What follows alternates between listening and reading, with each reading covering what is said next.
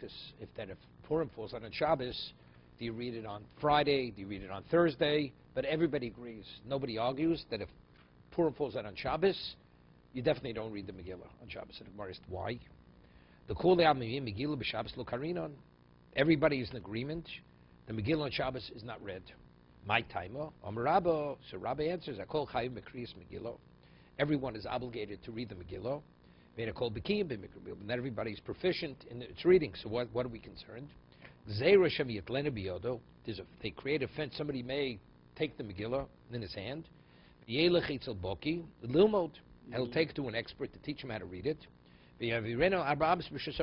Only transferred 4 cubits in public domain.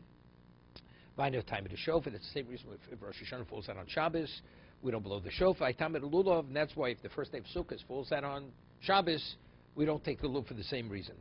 So Rashi says something interesting. Rashi says, Hakol chayovin, everybody's obligated. You see, that if a person is obligated, you feel the pressure that you have to fulfill your mitzvah, so you become overwhelmed. And when you become overwhelmed, the person doesn't act rationally. You don't think. So if you don't think, you may actually transport it in Rosh Hashanah. So that's Hakol Chayovim. Okay?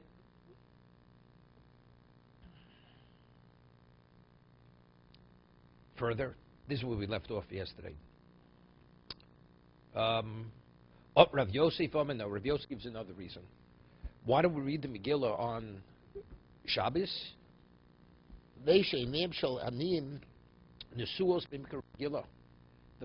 One of the obligations of Megillah is what? Mattos Lavyonim. We give alms to the poor to be able to afford to purchase Sudas Purim, correct? That's what we give. We have to give tzedakah to 2 poor people to be able to afford to celebrate Purim. If it's on Shabbos, they can read the Megillah. What's going to happen? You say, I'm sorry, I'm not carrying money today. I left my checkbook home. So therefore, to enable the poor to benefit from the donations, that's the reason why we don't read the Megillah on Shabbos. So therefore, it's unrelated to shofar. Shofar and what? And lulav. There it is a concern, you may transport it. Megillah, we don't need that reason. Because we want, since there's a mitzvah matonis levyonim, which goes hand in hand with the Megillah, therefore, the aniyim, the poor, will be denied. Therefore, one doesn't read the Megillah on Shabbos. Tanya Amihochi, we have a brisa to support Rav Yosef's understanding. Although the villagers, they read the Megillah when? On the entry day, on Monday and Thursday. Govin bo biyom mechalkel. When do you collect the matos lavyonim? On that day, the day that they read, although it's not the 14th, they collect the money on that day and they distribute it that day to the poor. Apish amru. So we're going to be apish amru.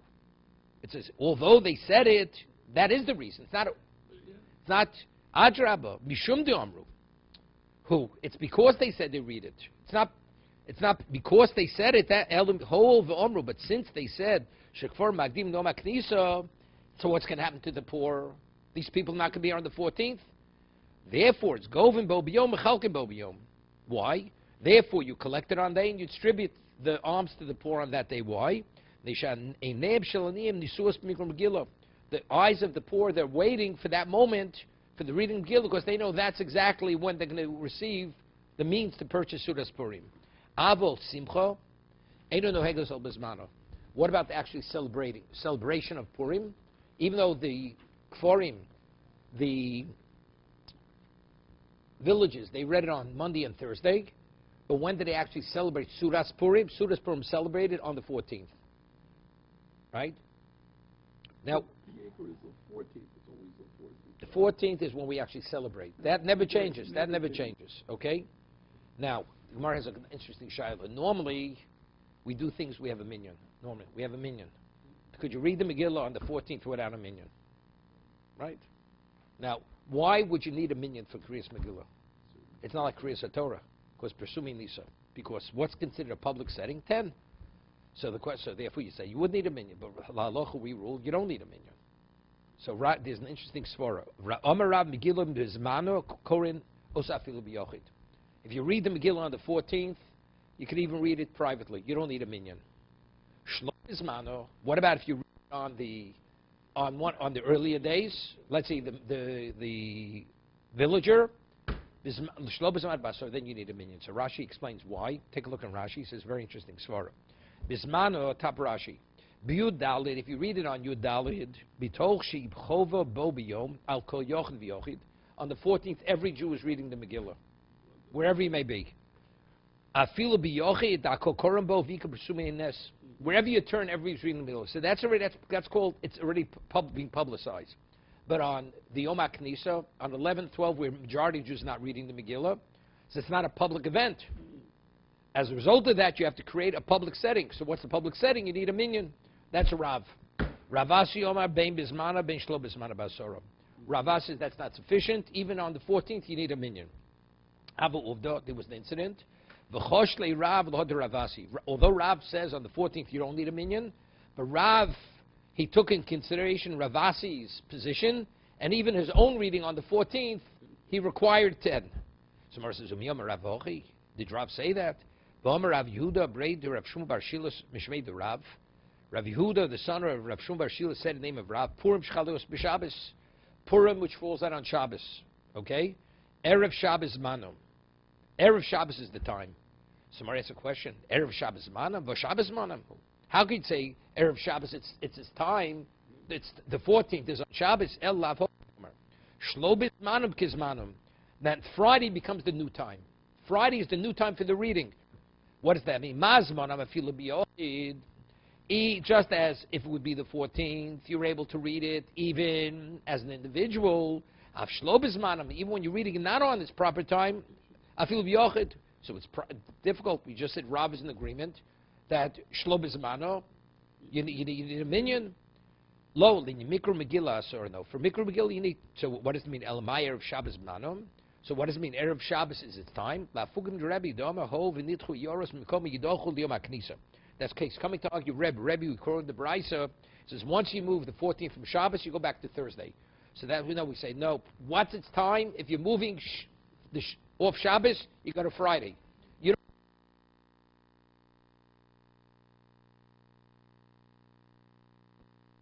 What becomes the new time for the 14th if you can't read on Shabbos? Friday is its new time and not Thursday. Okay? Okay, next mission.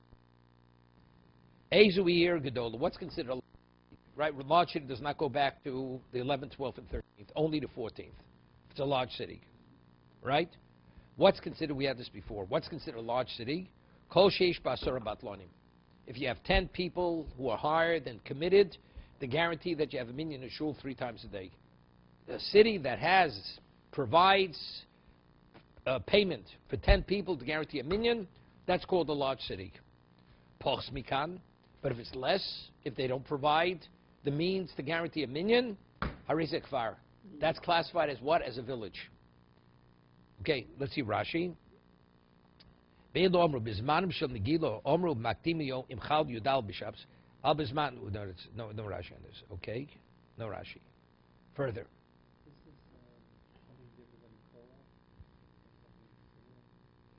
No, but they have to be committed to go to shul. They're paid to make the minyan. They have a cold somewhere else. They don't come to the shul. You have a shul where they can't provide a minyan. It's a problem. No, they weren't working because they'd be working. Then they wouldn't be able to come to what? They wouldn't be able to come to make the minyan. So they're paid specifically to make the minyan. Okay? Further. Now, normally we say, if Purim falls out on the 14th, when do you read the Megillah? You advance it earlier. But there are many things, rather than advance it, we delay. If a fast falls out on Shabbos, when do you fast? Not earlier, but later. And it's going to list many things. If, let's say, the first day of Sukkot is on Shabbos, so you normally on the festival, you have to bring a chagiga, a festival. You can't bring a private offering on Shabbos. So when do you bring it? Not earlier, but rather later. So it's going to bring a number of things that rather than advancing it Purim, we delay it, push it forward. We'll see. The Elu Omru Magdimim. Regarding Purim, we say you advance it and you don't delay it. Correct? We had this in Tainus. There were certain families that they gave wood, provided wood in the base of Mikdash when there was no wood. So they designate certain days when they originally gave the wood, that those families, they have priority to bring that wood to use it on the Mizbeach, even though we have wood. And when the day they brought that korban, they brought that wood, they would bring a korban to accompany it. So let's say that date, 1 year, falls out on Shabbos. So when do you do it? They don't bring it a day earlier on Friday, but they bring it on Sunday. So what are they? Zman Atzi Kohanim, Tisha B'Av. Tisha B'Av falls on Shabbos. When do we fast? We fast on Sunday. Right? You don't fast on the 8th of Av. Chagiga, if the first day Yom Tov comes out on Shabbos, Chagiga, you have an obligation to bring a festival offering. Festival offering is a private offering. A private offering is not brought on Shabbos. So what do? You bring in a Chol HaMoed. You don't bring it before Yom Tov. It's a festival offering, so you bring it later. Right? Hakel. What about every 7 years after the 7th year, the sabbatical cycle? It's Motzoi, Sukkos. In the 8th year, the king reads Mishnah Torah. All Jews gather, men, women, and children, correct, to listen to the reading of Mishnah Torah. Now, let's say Hakel, that it falls out on Shabbos. We delay it. The king reads it the next day. So Rashi speaks about why. We'll see in Rashi in a minute. Ma'achrim v'lo magdinim. We delay it rather than advance it. Apisham magdim v'lo ma'achrin. Although we say you advance it, we don't bring it earlier. Mutar behesed b'tainis u'matar slavyonim. Now, let's say you have Purim. Excuse me. Although we say magdim, let's say you're reading the Megillah on the 11th. Are you permitted to say a hesped on the 11th? You're permitted. Because what's really Purim? Purim is the 14th. The day you celebrate, that's Purim. The earlier days, those are dispensations. So it's not really the Yom Tiv. So hesped and tainus, a person wants to fast on that day, he wants to say eulogy, he can't, because it's not really the Yom Tiv. Right? Mutar behesped tainus, umatonis lavyonim. And when do you give matos lavyonim? We said before there's a linkage between matos lavyonim and the reading of Megillah, because the poor wait for that to receive the money to be able to purchase the Sudas Purim. Say, no, you give matos lavyonim early, but when do you have the Suda? The Suda is on the 14th. Right? We had to be earlier. Simcha inu noheges elo bismana. You celebrate Purim on the 14th, regardless of when you read the Megillah. When do you advance it early? We had this earlier. That's only if the town people, the villagers, come in on Monday and Thursday for court day. But if they don't come in on Mondays and Thursdays, so the villager is no different than the large city. You can only read it on the 14th. Now,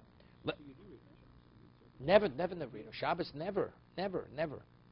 We said, let's say a villager. Let's say they normally come Monday and Thursday, and Purim falls on a Tuesday. When does the village read it? They read it on Monday. What about they normally don't come in for court day? So they read it the same day. That's what the Mishnah is saying. Let's see the Mishnah. Very interesting.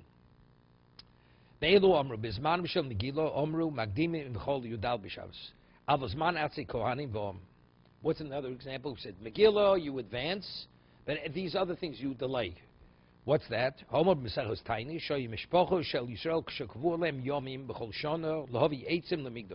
Your families that were set certain days of the year, they would provide a wood for the base of Mikdash, for the marocha, for the mizbeach. And when the day they would provide the wood, they would bring a private offering. That day, let's say that day on the calendar falls out on Shabbos, they delay it till Sunday, because then they're able to bring their private korban. Let's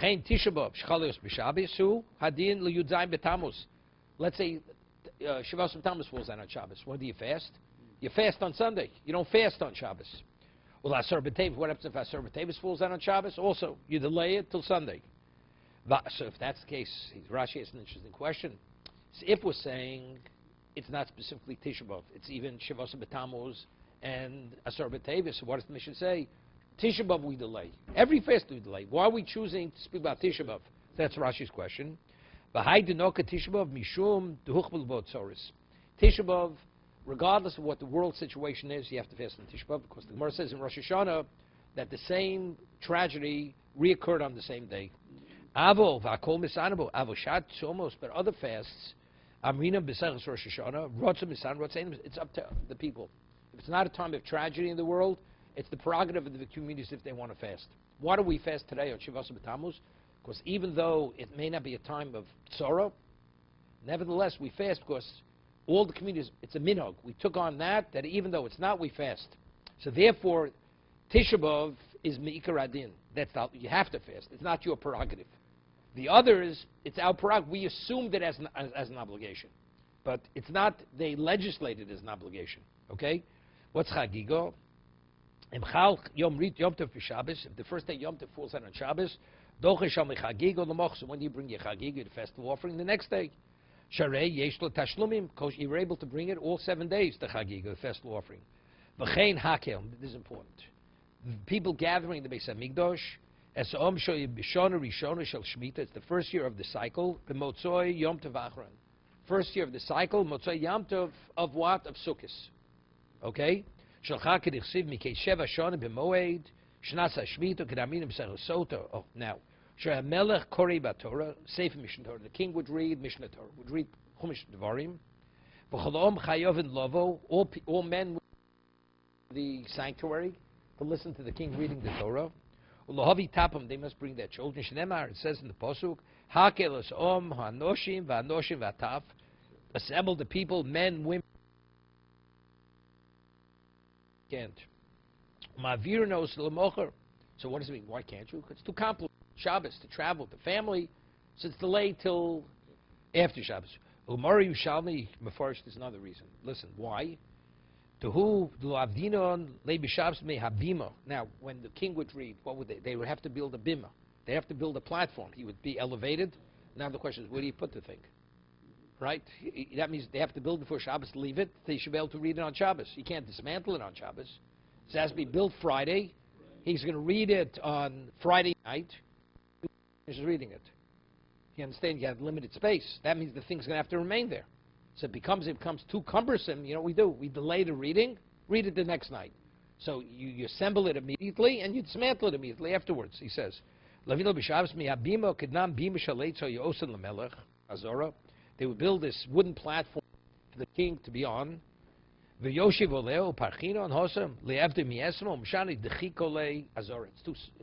too limited. The space in the sanctuary is so limited, you build this large platform, there's no room to move. Therefore, they build it, they put it in, and then they dismantle it immediately. But if you'd read it Friday night, when are you going to dismantle it? That means they have Motzoi Shabbos, so until that time, you can't move yourself, because the space is very limited. Further, Tana, we learned in the Braiso, Asur Batlonin Shebeis HaKnesses, right? When it says you have 10 people committed, paid to stay where? Not to learn. Here, Ephraim. Not to learn. The Beis HaKnesses. They're paid to attend shul. Rashi says. Very important. Asur Batlonin Shehi Betelim Imlachton, mean they don't work. V'nizonin Bishal Tzibur, they're supported from the community. Kedei Lios Mitzuyim B'tfilo Beis HaKnesses, that they should be available in shul for the minyan. The Omar Marm says Brochos, as the Gemara says in Brochos, came Shubha Kodesh Baruch Beis HaKnesses Ve'inamotzi Shem Asora. If God, Hashem comes to the shul and he finds there's no minyan, it says immediately becomes angry. So to prevent that from happening, the community pays a salary for 10 people. They should not work, but they should be available always to make sure that there's a minyan. Okay?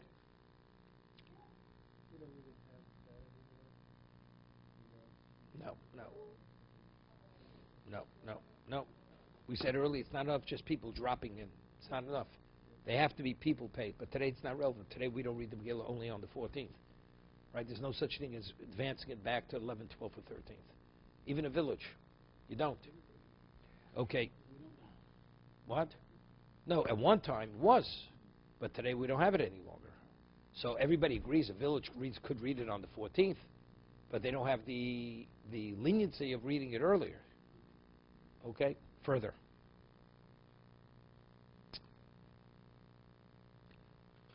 It says, regarding the Megillah, we advance it rather than delay it. Meaning, what happens if the 15th falls out on Shabbos? You read it on the 14th. Why read it on the 16th? So the Gemara says, my time. Omer Rabba, Omer Shmuel, Oba Kro, V'lo Yavor. You don't let the latest time pass. Lo Yavor, you can't go beyond the 15th. How do we know you don't count days to make up a year now? What's the difference between a lunar year and a solar year? There's an 11-day difference. So let's say a person says he's not going to drink wine for this year. So do you count 365 days? Or do you count 354? You count the lesser days. You don't count the days to create the year. Whenever the year's up, it's based on the months. You have some months at 29-day months, some days 30. When the year is up, it's over. You don't count Yomim L'shonim. Shnema L'chodshi Hashana. Chodoshim Atomone L'shonim. What comprises a year? Months. But you say, it still hasn't, it's not 365, it's irrelevant. Because it says in the Pasuk, what determines a year? The months. 12 months, you have a year. Chodoshim Atomone L'shonim. V'atomone Yomim L'shonim.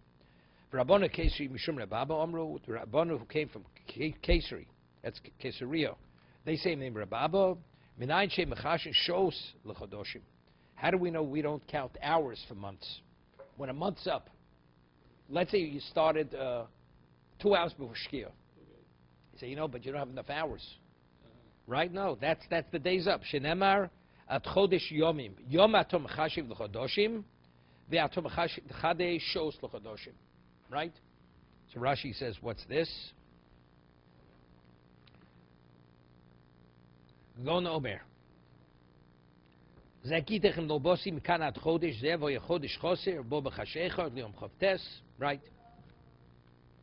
says, because really a month is a 29.5-day month.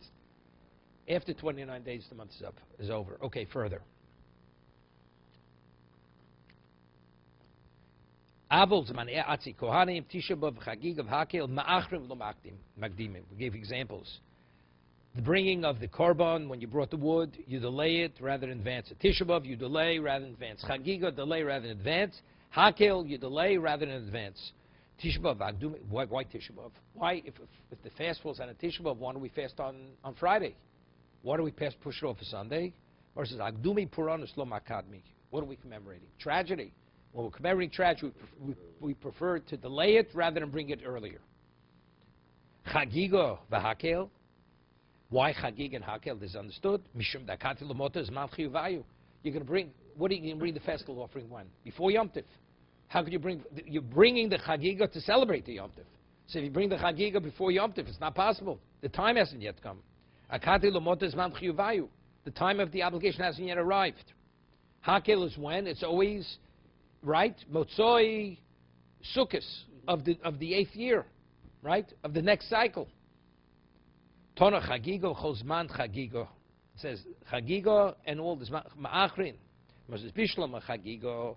Chagig, we understand. You cannot permit it to bring a private carbon when? On Shabbos. Di Mikla B'Shabbat, Ma'achrin Olei, Labot Shabbato. If it falls on Shabbos, you delay it till after Shabbos, correct? That's a private offering. Elas Man Chagiga, what does it mean, Zman Chagiga? It says Chagiga you delay and Zman Chagiga. What's Zman Chagiga? Om Raboshe Ochem, Chagiga B'Shabbos. Chagiga on Shabbos, if Yom falls on Shabbos, you do not bring the Chagiga on Shabbos. Why? Because you're not permitted to bring private offering. You delay it till after. Afilu b'Yom Tiv. What about why a Chagiga on Yom Tiv? Right? Let's say the first day Yom Tiv, it's not Shabbos.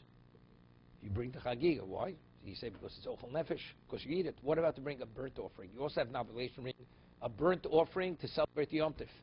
Do you bring that on Yom Tiv? It's not. Shammai will say, if you remember from Be'ah, Risham's position you don't. Why? Because the person has no share in it. It's doesn't matter. You don't bring it on Yom Tiv. It has to be brought on Chol HaMoed. Beis argues. Beis says no. That since it's the obligation of the Yom Tiv, even though you have no personal physical benefit from it, you bring it on Yom Tiv. We'll see. Olasri afil b'Yom Tiv. Olasri, even on Yom Tiv, one does not bring it. Why? The Zman Chagiga Ma'achrin. The time of the Chagiga you delay. So the Chagiga, when you delay the Shlomim, that falls on a Shabbos, but on Yom Tiv you bring it. But the Olasriya, which is the Ola brought for Yom Tiv, you delay. So Mar says, Mani B'Shamai, seemingly our Mishnah, which is difficult, and non-Mishnah going like B'Shamai. Did not, we learned in Be'ah. B'Shamai Omrim, B'Shamai say, Mevin Shlomim b'Yom Tiv.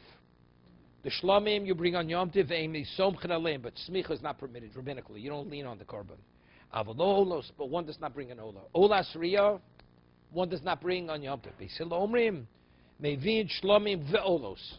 Beisil says you bring the chagiga and the ola. V'somcha aleim. Rava Omar chagiga v'cholzman chagiga machrin tfeilo. Meaning, did not meaning like this. To what degree could you delay to bring the chagiga? Right, we discussed this. If one doesn't bring the chagiga on Shavuos, how many days do you have after Shavuos to bring the chagiga? You have 6 days, even though it's not Shavuos any longer. So when we say you're able to delay bringing the chagiga, it has to still be Sukkot. If Sukkot is over, you can't bring it after Sukkot. So that's, as long as there's man chagiga, you bring the chagiga the next day. As long as the time of the chagiga, which is Yom Tov, you still can bring it. Yeah? Yeah, that's learned from a pasuk, because we equate Shavuos to the others.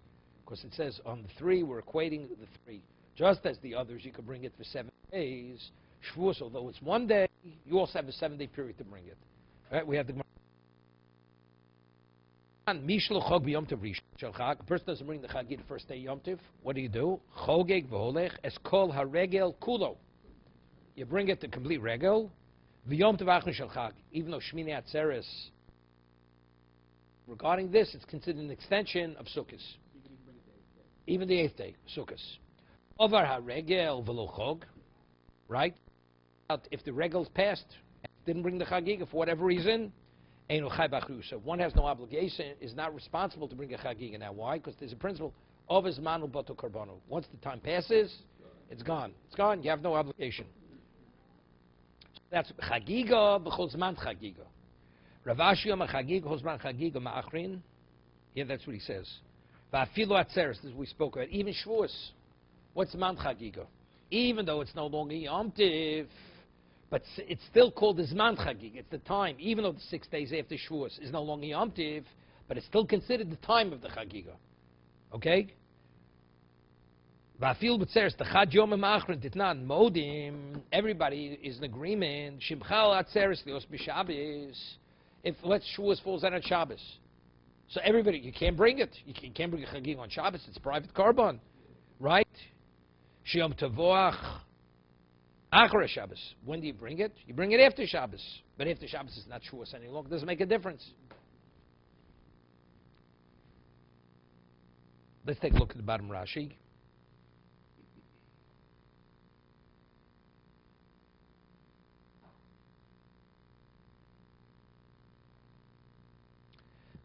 Modim atzeres chalios b'Shabbos Mesach Hagiga nechlo atzeres shel chalios b'Shabbos Shami omrim Yom Tov shel atzeres achar Shabbos Shamai l'time hayu Oltzei makriv Yom Tov hilkoch lo yakriva ad lachar Shabbos Beisil omrim no ein lo Yom Tovach ein tzorch lahamtin Yom Tovach sheshlomim bolos.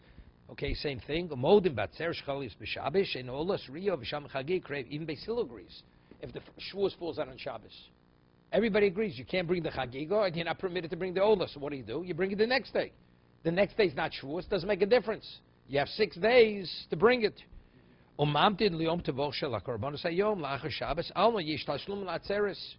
you could have a makeup. If you can't do it the first day, you make it up the 2nd day. Okay? Rebbe Nota Nitiya Bepurim. You this? Purim. A person wants to go plant a sapling on Purim. Are you permitted? Let's say Cholamoid. Are you permitted to plant? You're not permitted. Right? Unless it's something that's a davar avud, something which you'll take a financial loss unless you do it. You're not permitted to do it on Yom Tov. But Reb Chanina says, Rebbe planted a planting on Purim, and he went and he bathed on Shivasa B'Tammuz in a public setting. Yom Koronim means when the wagons came into Tzipori to sell their wares, that means it was market day, he went to the bathhouse. You'd say maybe, Shabbos B'Tammuz is like similar to Tisha B'Av. You're not permitted to bathe. No, he bathed. That's the second thing. Ubikesh laka Tisha B'Av. And he wanted to uproot Tisha B'Av. We'll see in a minute what it means. It doesn't mean they shouldn't fast. He wanted to uproot Tisha B'Av. For the Hodelo, his colleagues did not agree with him. So what did they not agree? Planting on Purim is okay. bathing on Purim is okay, but to change Tisha B'Av to another day, that they disagreed. They did not agree to it. Omar Lefon of Rebaba Brazavdo, Rebbe Lokacho Yemaise. So who said this? This is Reb Chanina. It's telling us over what Rebbe wanted to do, right? Reb Chanina says this.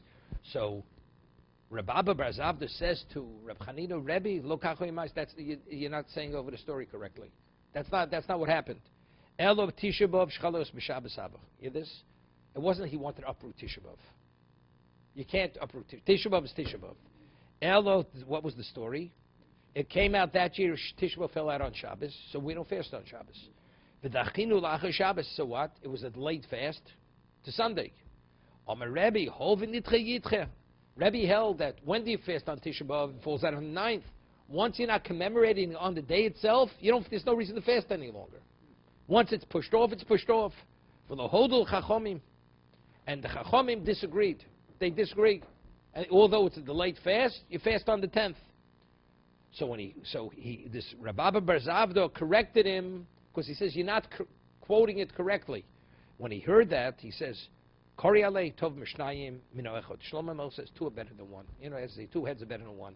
The way I said it over, I thought I was quoting accurately.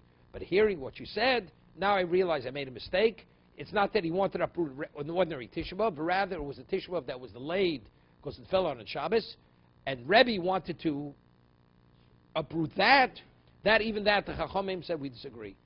You can't commemorate on Shabbos, which is 9th. You commemorate on the 10th,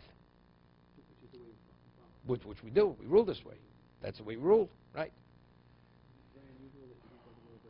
No, it's always, whenever Rebbe argues with a majority, we always follow the majority. We don't go after Rebbe. No.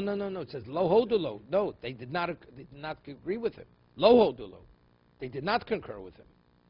They were not in agreement with him. Right? No, because originally, the way Reb Chanina said over the story, Rebbe wanted to uproot Tisha B'Av. Just obliterate it from the calendar. Oh, that's the way Reb Chanina initially says. He says it's incorrect. That's not what happened. It was a delayed fast, and that's what Rebbe wanted to. So when he said it, he says, some two are better than one. That, it's correct. What you're saying, what I said at first, it's incorrect.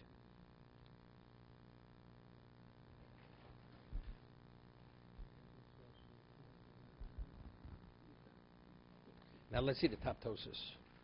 Roch, it says, what did he do? He washed. The word kronishel tzipora means in the wagon. What he washed in the wagon. So Tosas lav daf b'krona elokloma b'fesio. Meaning he went to the bathhouse. He made it public knowledge on Shivasa B'tam. He's going to the bathhouse. There's nothing wrong going to the bathhouse. And the Chachamim, they agreed with him. You permit it. You want to take a shower, a bath on Shivasa B'tamuz? Yeah, there's nothing wrong with it. Tisha B'Av is the problem. If you want to eat on Shivasa B'tamuz, you're also permitted. Because that's the Rosh Hashanah. That since the tragedy did not repeat itself on the same day, right? It's up to the people if they want to fast. They don't want to fast. We'll see. Rosh Hashanah ain't sorav ain't shalom. There's no problem. There's no peace. Rotzu misanin v'lo rotzu amos. It's up to the community whether they want to fast or not. The shalom on that is very important. Kaven tiblu kvar v'seinu al atzmon. Even though we have no obligation, but since the minig Yisraels we do fast on these days, right? So we already accepted it. We already accepted it. So therefore, that's eating and drinking, bathing. That they never accepted, right? On Shivasa B'Tamuz. So therefore, what Rebbe did is correct. There's no problem. Ubikish lako Tisha B'Av v'lohodlo. He wanted to uproot Tisha B'Av. Koshe hechi soga daitoch daitano. Rebbe wrote lako Tisha B'Av l'gamri. Originally, they believed when Chanina said it was said over that he wanted to uproot Tisha B'Av, and they thought it so. Rabbi Zabda corrected him, but he said, what even was the consideration for him to make such a mistake? If we said earlier that once a Bezdin set something in place, unless you're greater wisdom in number, you can't uproot it. So what's even the consideration that Rebbe was able to do it? Rebbe, it's impossible. That's Tos's question. But we had this at the end of Tainis. It says, one who eats or drinks on Tisha B'Av, you'll never see the constellation of Yerushalayim. You'll never rejoice in its rebuilding. Unless Unless you're greater, you can't uproot their original legislation. So, I mean, how could Rav Chanina even consider quoting Rebbe in that context? I need to say 2 heads are better than 1. He should have understood itself. It's impossible that Rebbe could have done that. So he says something interesting, Tosas. Yesh lomar, the lo rotz lokro. He didn't want to uproot it. Ela michurma sheish bo yos b'shatainis. Know what he wanted to do? We have the 5 areas of deprivation on Tisha B'Av. What he wanted to uproot was he wanted to make it should be no different than any other fast. It should be limited to eating and drinking, but not bathing, cohabitation, anointing, or shoes. That you could do. So you hear what he says. What can't you do? Meaning to alter it, you could alter it. That's what Rebbe held. Alter it, but uproot it, that you can't do unless you're greater. He didn't want to uproot it. He just wanted to minimize the fast. That Tisha B'Av should be no different than other fasts. It should only be limited to eating and drinking. It should only be a day fast, not a 24-hour fast. That's what he wanted to do. Inami says another pshat, interesting. What he wanted to uproot it from the 9th and make it on the 10th. Because when did the Beis Hamikdash actually burn? We had at the end of Tainus. It burnt on the 10th. So that's what he wanted to do. Rather than commemorate it when they torched it, which was the end of the 9th, he wanted to commemorate it when it burnt. Right? Rabbi Yochanan wanted to do it. He says, if I would have been there, I would have designated Tisha B'Av should be on the 10th. So the Gemara says, what did Rachachomim designate it on the 9th? Because you don't commemorate the tragedy when it actually burnt. It's what caused the burning. What caused the destruction was the torching, which was on the 9th. Okay, it's good. Howard, you okay? Yeah. Okay, I don't want you to overdose on Torah.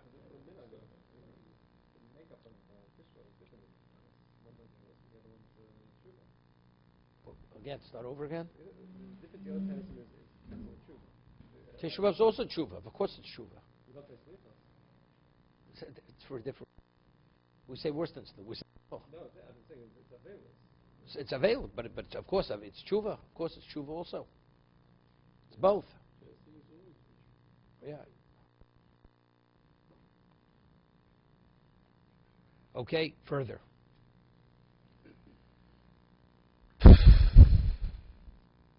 So Mara says, what did Rebbe do on Purim? He planted a sapling, right? Rebbe, so Mara asks, Rebbe Hechin Nota Purim. How did he plant on Purim? Hechin Nota Purim Votoni Rev Yosef. What does it say in the Megillah? Simcha u'mishtev Yom Tov. You hear what it is in the Megillah? It says, what is Purim? It's they have rejoicing, celebration, and Yom Tov. So if it's Yom Tov, you're permitted to plant on Yom Tov.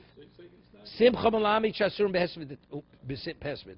That it's simcha, that means you're not permitted to eulogize on Purim. The person is sitting shiva, one doesn't sit shiva on Purim. Right? Mishteh malami chosa betainis. It's their feasting, you're not permitted to fast. Yom Tov mlocha. So that's the question. How did Rebbe plant a tree? And it says they agree that you're permitted. It says explicitly in the Megillah, it's Yom Tov. Ela Rebbe Barabeisavo. You hear this? Rebbe lived in an open city. Rebbe lived in Sipori. Right? You know, that was on that tour. Remember, the up north tour. Okay? When did he plant it? On the 15th. So it was Shushan Purim. But for him, he didn't celebrate Shushan Purim. On Purim, he didn't plant. He planted it on the 15th. Merzini? Mercy, how can you say that? Well, Rebbe b'Tveria. Rebbe at that time lived in Tveria. What's Tveria? Tveria reads the Megillah on 2 days. Reads it on the 14th and the 15th. Utveria mukeves chomos yishu benun havoy. El Rebbe bar chameis havo. Rebbe was what? Was a person who read the Megillah on the 15th. So when did he plant the tree? Chinota bar beis havo. He planted it on the 14th. Mercy says, mipshita the Tveria mukeves chomos yishu benun. But how did he even do that? Is it so simple that Tveria is a walled city from Yeshua ben Nun's time? We're going to have this later. Chizkiya Karbi Tveria. Chizkiya, when he was in Tveria, he read the Megillah Bar Beisu B'Chamesar. He read it on the 14th and the 15th. Why? Miskafkale. Because there's a question, what exactly is the status of what? Of Tveria. Why? Tveria only has a wall on 3 sides. The 4th side is the sea. Is the sea. It's not fully enclosed with a wall. Wait.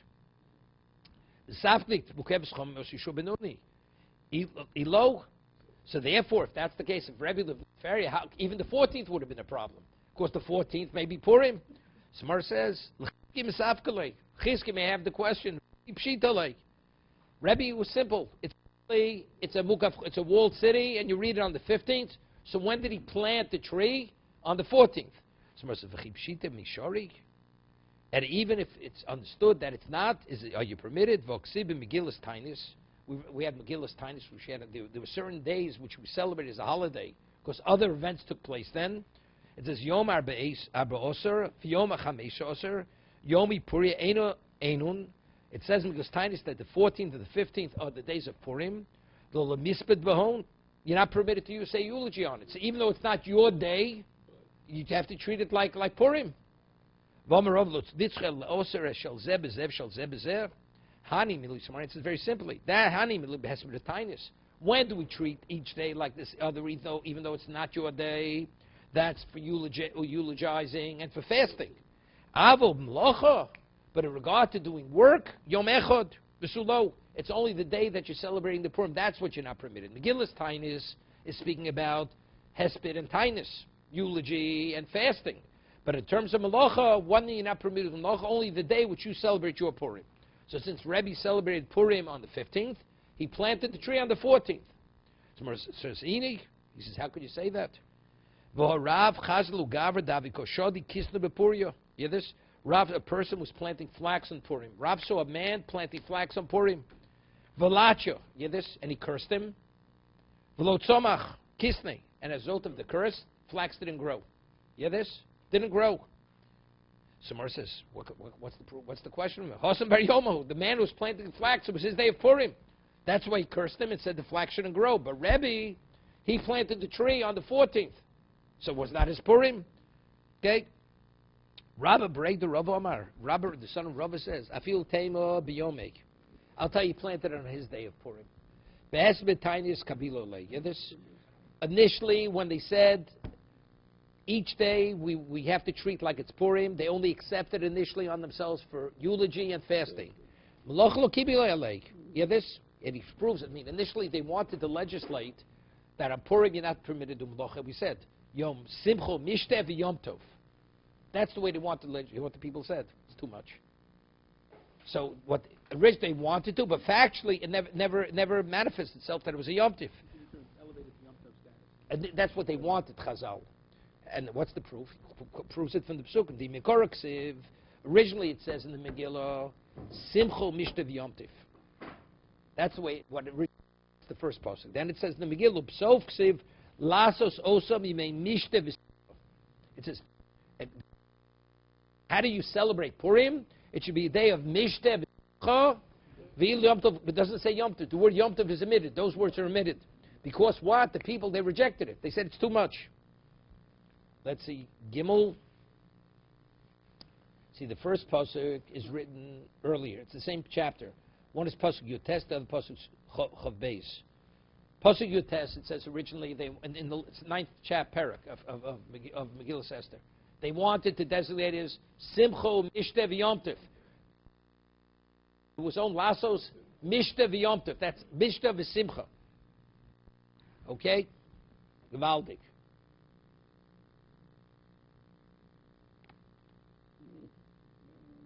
See, Tosa says, interesting. The Gemara says that Rebbe was in Tveria, because I said Rebbe was also in Sipori. Rebbe was in Sipori. So he says, he quotes the Gemara, that, Antoninus was the Roman emperor. Him and Rebbe, they studied Torah together. Rebbe taught Antoninus Torah. He eventually converted to be a Jew, Antoninus. So he says, when he studied with him, they studied together. It says there was a tunnel under the palaces, and Antoninus would come through the tunnel. Rebbe would come under the tunnel into what's his name? No, Antoninus would come through the tunnel into Rebbe's home. So they both in Israel. Okay? There's the Roman emperor. He had a in Tveria.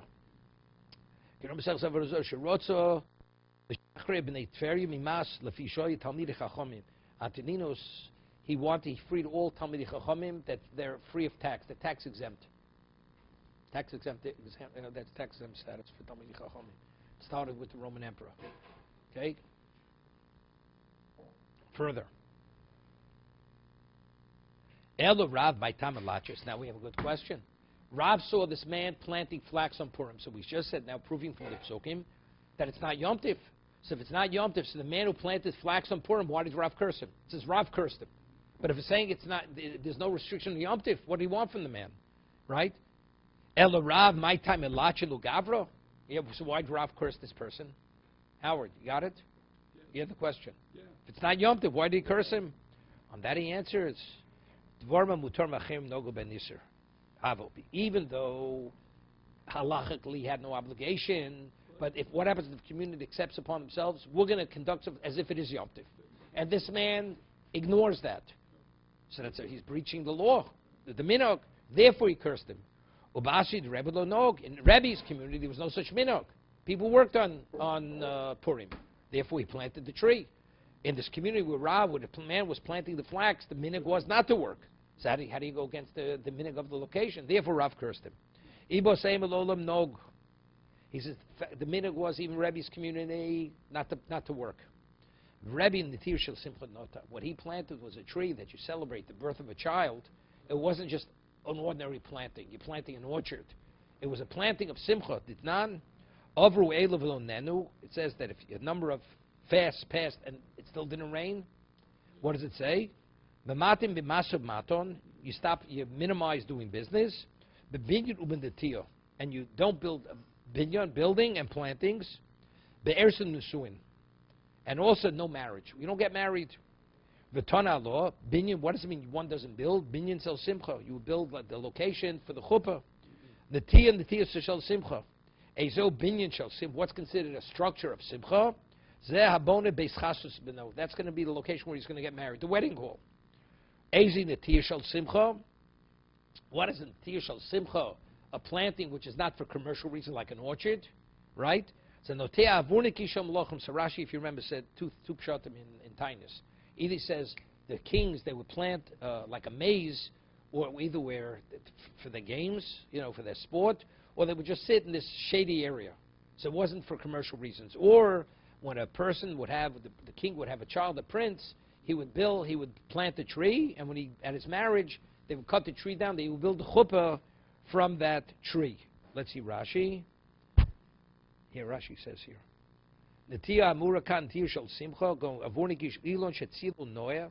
It's a tree which gives pleasant shade. Go ilon shekofin also al gabe kluntzos. Yiseris amlochim ochlim tachtu bosacham to eat under misadnin bo. Yeah, mini simcha. Binyan chasnus lebno shemesi isha lebno arishon. When he would marry off his first child, the king, hayabona bayis vosel chuppah, he built him a house ocho. Okay, Rashi says that other pshat in Tainus. Okay, further. Gufa. Chizkiah Kori B'Tveria V'Arbeisum Chameser. Here we mentioned earlier, Chizkiah would read the Megillah on 2 days. He would read it on the 14th and the 15th, and that's today in Tveria. They read the Megillah on both days. They celebrate Purim 2 days. Because it's a question: is it a walled city or is it not a walled city? Although it has a wall from Yeshua ben Nun's time. Doesn't make a difference. Why? And the Gemara will explain. There was a question, is it a walled city from Yeshua's time? Somewhere says, is it a question? We mean he questioned the fact, right? Tveria, Voksiv, it's an explicit pasuk. The pasuk says in Yoshua, V'orei miftzar hatzodim, Sorv v'chemas rekes v'kineret. It says, what were fortified cities when Yeshua conquered Eretz Yisrael? And let's list what? Rekes v'kaimel. Rekes u'tveria. When it says rekes, it's known. Rekes is tveria. Right? We'll see. The Gemara will explain why it's called. Why rekes is tveria. Hainu taimo the misafkalei. Someone says no. He didn't have a question whether there was a wall around from Yeshua's time. This was the question. Mishum the Chadgisa Shura the Yamahavas, because one side it's only enclosed on 3 sides with a wall. The 4th side it's the sea. Wait. So our question is now is what establishes something as a walled city? Does it have to have fully encircled? Well, no, it has to be a protected city from all sides. So if it's protected, it's irrelevant to me if the 4th side is the sea. The sea is a protection. Okay. It's definitely not a wall. Asher lo choma v'lo shur iger. Savi prat l'tveria sheyama chamosa. Regarding the laws of a walled city, right? If you sell a house in a walled city, it says explicitly That what? That Tveria is not a walled city regarding the law of Bati Choma. Somewhere says, Libini Bati Ori Choma lo Masafkale. You're right. Regarding Bati Ori Choma, it's not a question. It's definitely not a walled city. Ki Masafkale linya Mikro Megilah. That's the question. What up for Megillah? Why? My prosim, my Mukofin says, if you're a prosim, it says in the Megillah, you read it on the 14th. If you're a walled city, enclosed, read it on the 15th. The Chsim gab Mikro Megilah, Mishum Dahani Miglu, Hani Lo Miglu. Right? Because what's the difference between an open city and a walled city? One is exposed, the other one's not exposed. So this city, if it's on the fourth side, it's open to the sea. It's exposed, correct? It's not enclosed with a wall. So maybe that's the reason why Tveria would not be a walled city. Oh, Dilma, no, Mishum Nahani Mignevad Lo Mignevad. No, you know what the French-Haitian fact is? If it's protected, is it a protected city or is it not protected? Vonami Meganyo. So it is protected. It's protected by the sea. The enemy can't come from that side. Mishum Hochim Safta. That was Chizkiya's question. Regarding Megillah, is this sufficient to be a Mukaf Choma or not? Therefore, he read the Megillah on the fourth. So there's a famous question the Ran asks. We have a principle, Sovik Rabban Lakula. What's the obligation to read the Megillah? Rabbinical obligation. If you're in doubt regarding a rabbinical obligation, what do we say? You always deal with leniently. So we should say, it's the 14th. Do I have an obligation to read the Megillah? Hello, Howard. Yes. So you'd say, no. So Rabban Lakula. You go to the 15th. Again, should I read it today? Again, I have a Sofik. Sofik Rabban Lakula. So you shouldn't have to read on either day. That's the Ran's question, but it's impossible. Since factually, you're a Jew and every Jew has to read the Megillah, therefore, and since there's no way to resolve the question, which day is your real day, you read it on the 14th and the 15th. Right? If you apply the principle of Shavit Shabbat L'Kula, you can end up not fulfilling your obligation. 14th, I say, is this a walled city? I say, maybe it's not. Maybe it is a walled city. So if it's a walled city, I had to read it on the 14th. Right? You deal with a question on river. So you read come to the 15th, say, it's the same question. It may be an old city. So in either case, since you solve this question, you have to read it on the 14th, 15th to cover all your bases to make sure you fulfilled your obligation. Ravasi Korele Megillah.